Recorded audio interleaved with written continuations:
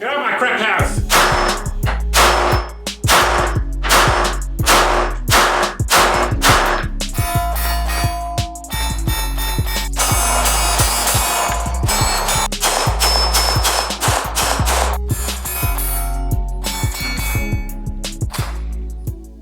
Welcome back, everybody. Today we're going to do a field review of this little blaster that you see right here in my hands. This is the Smith & Wesson Performance Center Shield EZ9. So many of you who are subscribed have probably seen my review of the sort of base model of this, which is the Shield EZ9, and I'm a big fan.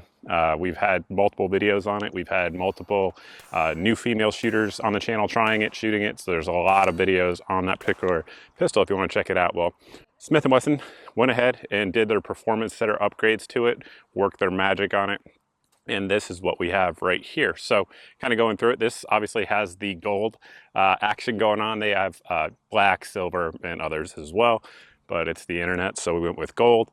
Our actual grip safety back here is a little bit larger than the original, which kind of makes sense. If you look at like custom 1911s, they tend to do the exact same thing, enlarge it, so that way you make sure you get a good purchase on the gun when you grab it. This particular model does not have an external thumb safety. They do offer that though, for those of you guys that are into it. Obviously we have our barrel with that gold finish on there, and it has a small port just in front of the actual slide itself. Not sure how much of a difference that'll make. We will test that out throughout the video. And then it has a Performance Center trigger on there, which is really good. So we have a little bit of uptake, super crisp brake, brakes right at 4.5 pounds on my scale. And then that is the reset. And it has the over travel stop as well. Again, hopefully the camera will focus. Reset, brake. Cannot be mad about it. The sights are upgraded as well with that tritium and fiber optic in the front and the rear. So out here right now, it's like 117 degrees out. Seriously, at least that's the heat index. I think it's like 110 in reality. And bright sun, those sights just absolutely draw you right in. So no issues with that. We're going to put a few different loads to it right now that we have loaded up in no particular order. We have some Minuteman 115 grain polycoat stuff, and we will run that and see how it does. It auto forwarded that time. I was intentionally smashing it to see if that would happen. It did.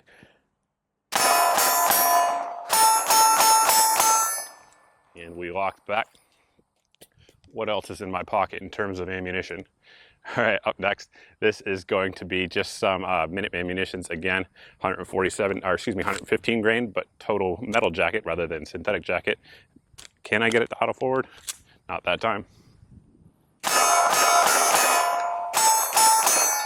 All right. I should add, it comes with 2 8-round mags. They're single stack mags, and they have those little tabs on there which allow you to easily load them. It's one of the big, huge features of the original gun that I really like, and I think a lot of people also really like.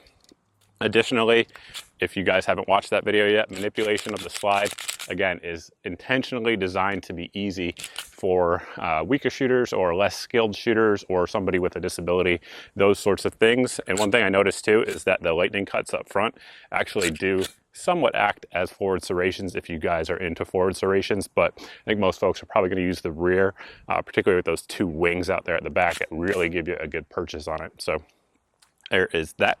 Next up will be some 135 grain. This is Hornady Critical Defense Standard Pressure. It's one of the loads I do recommend for defensive use. I tend to kind of lean Gold Dot and HSTs, but if you had to get something else, this is a pick that I do recommend. We'll see how it likes the defensive loads.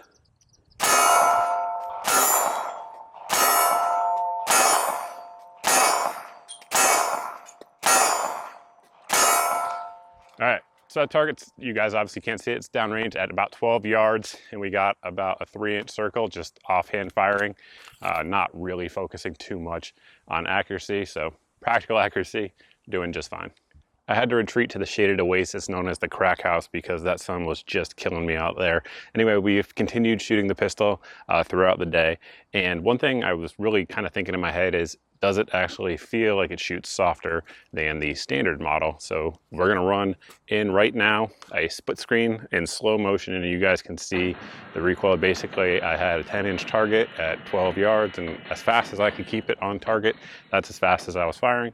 And one thing I noticed, number one, is I missed a shot with the easy performance center. But one thing I noticed for sure in that like really fast rapid acquisition, if I could talk, was the sights. It absolutely did a better job at grabbing your attention than this one. That said, I got, you know, just as many hits with this one. It didn't feel any slower. So just know that it was easier for my brain anyway to process the sight in the sight picture as it was flashing before me under recoil. So let's go over again some things that we may or may not have talked about on the mags. They are cut for ambidextrous use. However, our magazine release there is not ambidextrous, which I do like. However, it is reversible. So for those of you who are left-handed out there and want to take advantage of that, you can swap it around. The grip texture is identical on the Performance Center model as to the actual shield itself, which is fantastic. If you guys haven't ever picked one of these up, it's got a really good texture to it. It's right on the line where it's aggressive enough to stay in your hands on really hot days like today, for example, but not irritate you if you're going to carry it inside the waistband or something like that. We have our slide lock and slide lever here on the left side. It's got a little bit of a protrusion to it, and it's got good serrations there, which allow you to drop the slide should you choose to do so like that. Of course, you can also just pull back on the slide for those of you guys who are new out here. Continuing forward, we have our takedown lever, which we'll talk about here in just a second when we take it down. And then we have a full 1913 rail up front. So a lot of your lights and lasers out there will fit, not all, but like a Streamlight TLR7, for example, and many others like it. Some of the Olight minis and stuff, they'll all fit on there just fine, which is nice if you want this gun to sort of pull a dual role of a carry gun as well as perhaps a home defense gun. Continuing with the slide, it does have their Armorite finish on there, which is just Smith & Wesson's fancy way of saying nitrided. So very durable. It's going to last a long time. You don't have to worry about it with corrosion or anything like that.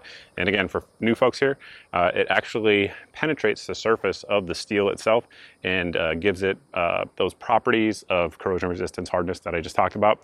Even if the actual finish that you see with your eyes is gone, it's still there imparted into the steel. So it's a very good finish overall. We do have a loaded chamber indicator on there. So if there was a round in the chamber, it would be protruding. So that way you could tell if it was loaded even at night.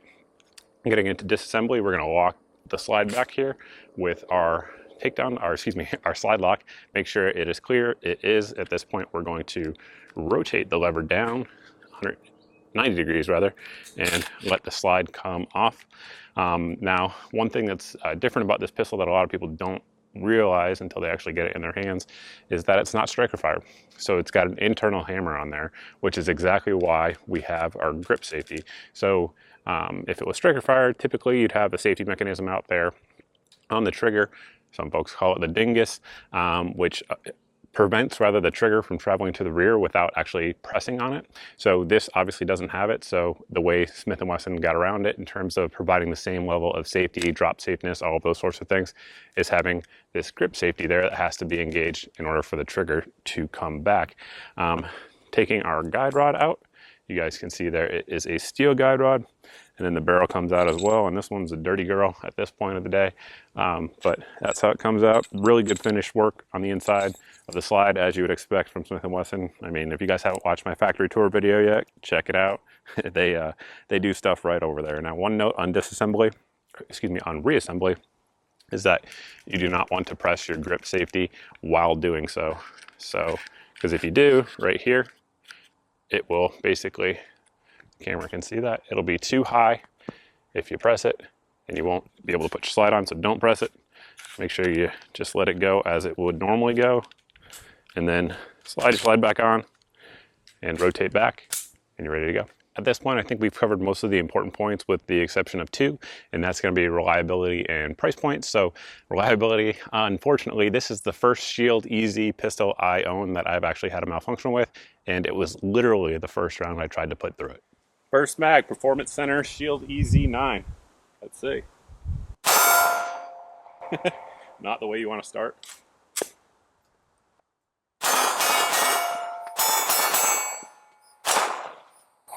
Let's keep going. Since that first round, we put 450 rounds through it. The vast majority, outside of what you guys saw me showing, was 115 grain Minuteman munitions, and big thanks to them as a channel sponsor for ammunition. I appreciate that, and had zero malfunctions of any kind. It ate everything as you would expect, so can't complain about that. The accuracy, we already talked about that, really good.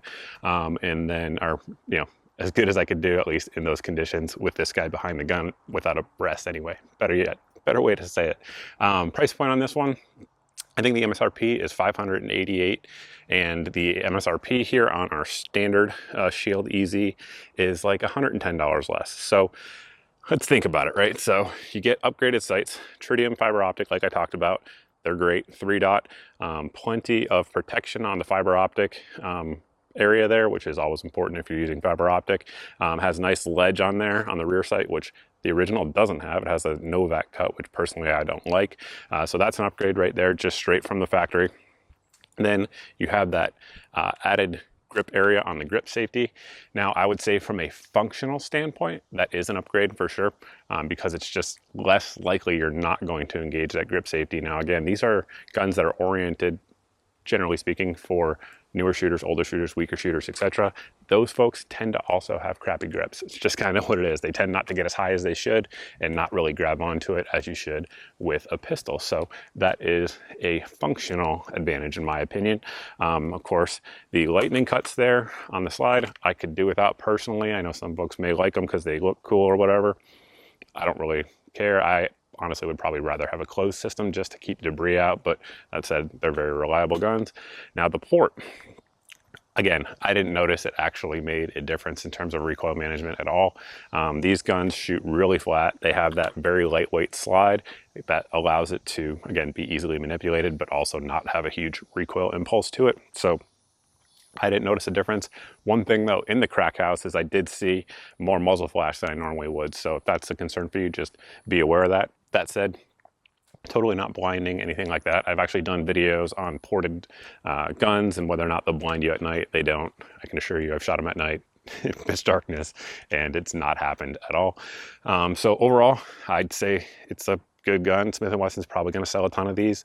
I know they've already sold a ton of their Shield EZ standard versions, and I think a lot of people are going to be attracted to the looks of it. It looks cool, and there are definitely performance upgrades to it, and the trigger is definitely better. It's not per se lighter, but that flat shoe on there, and then their over travel stop that we have there, it just makes it feel a little bit crisper. It does. Again, it's not any lighter. The pull weight's the same, but it feels crisper, which certainly, of course, is important for practical accuracy. So I think that's pretty much it, guys. That's it for the infield review. If you guys have any questions, anything like that, you can always post those down below in the comment section, but the best place to reach me still is over at my Facebook page. As always, I'm being massively throttled over there, so if you guys are following me over there, just refresh the page every now and then to see the posts I'm putting up, because when this thing goes on sale or anything like that, we'll put it on the Facebook page, and we'll also send it out in the channel email. You can sign up for that over at mrgunsandgear.com or under the sign up tab on my Facebook page.